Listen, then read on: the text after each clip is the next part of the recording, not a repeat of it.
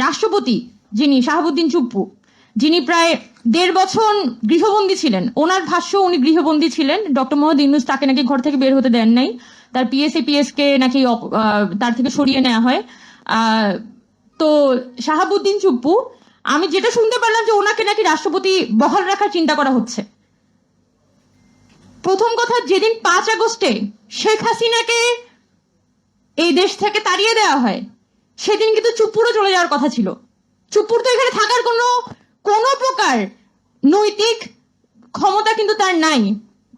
কিন্তু এটার পরও শুধুমাত্র দয়া করে, আমি শব্দটা বারবার বলবো, শুধুমাত্র দেশের স্বার্থে দয়া পরবশত আমরা ছাত্ররা এবং পলিটিক্যাল পার্টিগুলা চুপ্পুকে ওই সময় ক্ষমতায় রেখেছিল, বা রাষ্ট্রপতি আকারে একজন পুতুল রাষ্ট্রপতি হিসেবে ওই সময় বহাল রাখে।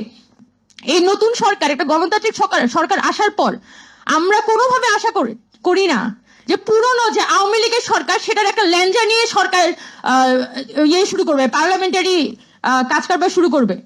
সো আমরা আশা করবো যে নতুন সংসদে যখন অধিবেশন হবে, তখন নতুন স্পিকার, ডেপুটি স্পিকার এবং নতুন রাষ্ট্রপতির মধ্য দিয়ে হবে।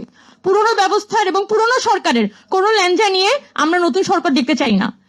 সো আশা করি যে সরকার খুব দ্রুত তাদেরকে যারা বুদ্ধি পরামর্শ দিচ্ছে এবং নানানভাবে এই আমলাতান্ত্রিক ব্যবস্থা, এই পুলিশি ব্যবস্থা সবকিছুর মধ্য দিয়ে আসলে পুনরায় এই নবনির্বাচিত সরকারকে ঘুরপাক খাওয়াতে চায়, সেই অলিগুলিগুলা এবং সেই ট্র্যাপগুলা আমাদের সরকার বুঝতে পারবে এবং তারা অতি দ্রুত আমাদের যে নতুন বাংলাদেশের যে স্বপ্নগুলো ছিল, এই জুলাই অভ্যুত্থানের মধ্য দিয়ে আমরা যে স্বপ্ন দেখেছিলাম, সেই স্বপ্নগুলো বাস্তবায়নের পথে হাঁটবে। বাংলাদেশের মানুষের অনেক আশা আছে আমাদের রাজনৈতিক দলগুলোর প্রতি। গত 1.5 বছরে আমরা দেখেছি মানুষ বারবার কিন্তু স্বপ্নভঙ্গ হয়েছে, আবার মানুষ কিন্তু আশা করেছে যে না, হয়তো কোনো পরিবর্তন হবে, হয়তো কিছু চেঞ্জ হবে। এবং আমি এখনো আশা করতে চাই যে হয়তো আমাদের পলিটিক্যাল পার্টিগুলোর মধ্যে কিছুটা হলেও পরিবর্তন হয়েছে, হয়তো তাদের মধ্যে কিছুটা হলেও লজ্জা শরম তৈরি হয়েছে এবং তারা হয়তো কিছুটা হলেও দেশটাকে ভালোবাসে। এবং আমি ওই সামান্য আমি মনে করি যে সামান্য যদি আপনাদের মধ্যে দেশের প্রতি ভালোবাসা, দেশের প্রতি লায়াবিলিটি থাকে, আপনারা দেশটাকে আসলে পরিবর্তনের দিকে নিয়ে যান।